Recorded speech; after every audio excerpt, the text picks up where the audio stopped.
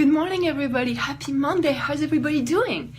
So yeah, last week I skipped because I was at the Tango Festival. Had the privilege to be one of the supervisors for the festival in Austin, and we were wiped. Like Monday morning, everybody was recovering, rightfully so. So I skipped the Happy Monday, therefore I'm back. That being said, a big kudos to everybody at the festival, the volunteers and the guests. It was a wonderful time, and really to reaffirm that something that I mentioned before, and I'll talk about it again in the future, is the rarity and whatever is precious about collaborating with other like-minded individuals or people that have the same goal than you in mind. That is something that I highly encourage. Every time you had the opportunity to collaborate and connect with individuals on a project, that is one of the best things. That can be at the personal level, that can be at the professional level.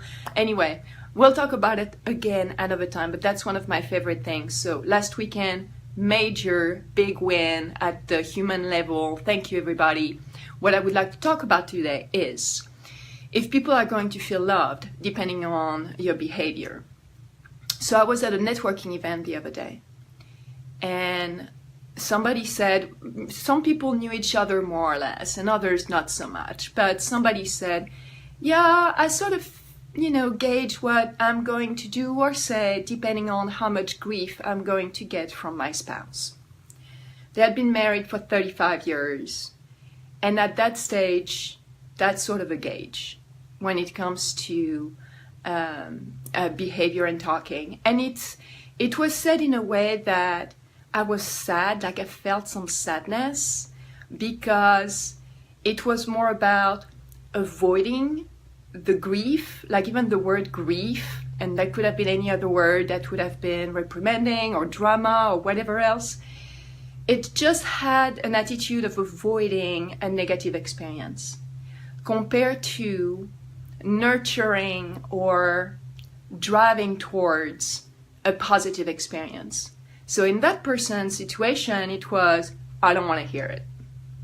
I don't want to hear it, I don't want to see it. And I completely get that. I've been there. I've been there with friends, I've been there with coworkers, I've been there with family. I've been there. I get it. I can completely relate to that. However, that is something also that I watch very carefully because I prefer to look at the positive side of our activity and to act in a way that is in alignment with gratitude and joy rather than avoidance and grievances and putting people down, because it didn't come across to me as there was honoring individuality or anything like that. And I'm not judging, I'm just talking about the concept as a whole and something to watch for when it comes to how we connect with people, especially people that who have been married for 35 years. That's a long relationship. So there was something, I've mentioned it before and I highly recommend it because that is just so accessible as a concept, and the material is out there so you can access it very easily, and that's the love languages, and that's something I've been using for a while, and it's been extremely useful for me and for a lot of people that I know. So I mentioned it in the past. Take the test, figure out what your love languages are and what your friends or significant others' love languages are, because that's how we connect. It's a matter of taste. It's not a matter of right, wrong, better, or lesser. It is just how we're wired. And when we find out how we are wired, we are able to better connect with one another, especially if there are individuals that you're going to spend a lot of time with. So the beauty of a love language is when you find out what it is, you can really cater to somebody's connection, love connection with that. And me, it's going to be mostly, I'm a big hugger, I'm a big fili-dovey person with the people in my life. I don't know you, no, you don't get a hug. But if we've been together for a while, interacting, and there is a connection, I'm very likely to go for the hug. I love physical touch. I'm a tango dancer, hello. And then it's going to be words of affirmation and quality time. So the flip side of that is somebody's feelings are more likely to get hurt if a love language that they relate to is turned on its side. So, for example, gift for me, super low. I don't go for gifts. I enjoy them. I really appreciate them. So when I had my naturalization party, I had flowers, and it just meant a lot to me. And but I had cards, and cards meant even more because it's a word of affirmation. So it ranked higher for me. The flip side is if there is an absence of, or if the love language is turned into not an expression of love, but an expression of rejection or avoidance or neglect or whatever it is, it's going to hurt twice more. So personally, I'm more likely to be affected by somebody that doesn't tell me happy birthday than somebody that doesn't send me a birthday gift.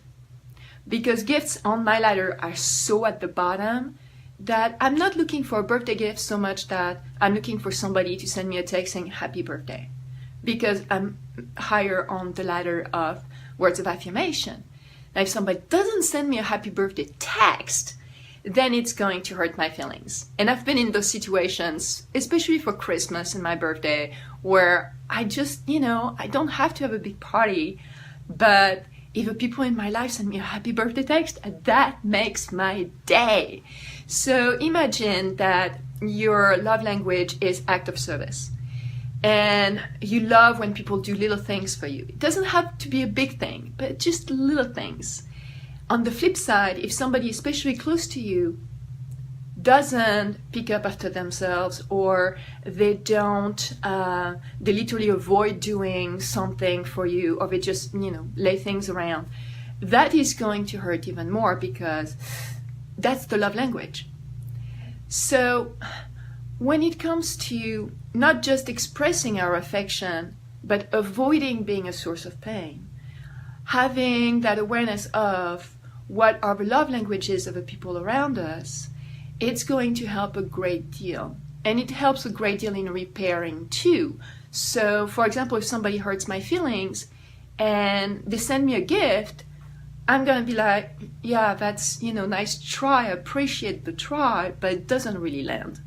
Now, if somebody hurt my feelings and they send me a note, a handwritten note, oh, that's when you hit the jackpot with me.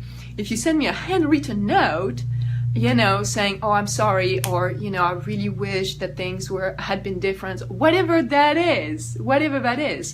But because words of affirmation are high on my list, then definitely the repair in that line of work is going to work even better. So, yeah, that was an interesting thing that I experienced at the networking event, and that was more of a sadness thing. But relationships are, in my opinion, the most important thing in our lives. Nothing tops that. Not career, not money, nothing is more important than relationship. And they are finally figuring it out when it comes to research that your number one best way to live happy and for a long time, it's going to be in relation to your network, to your tribe, to your friends. It will depend on your social life. Not money, not access to healthcare, although that's valid. No, it's the people around you. It's that social and human connection that is going to define your quality of life. So to have happy relationships at any level, work or personal, let's pay attention to what people are responsive to and how they feel loved. And I guarantee you it works. It works. It's super simple and it works. So look up the love languages, take the test, send the test to your friends, even your coworkers. That will make a huge difference in your connection. And again, if you have any requests of things that you would like me to touch base on, please let me know, drop me a line. Otherwise, reach for the greatest version of yourself. See you next week. Bye-bye.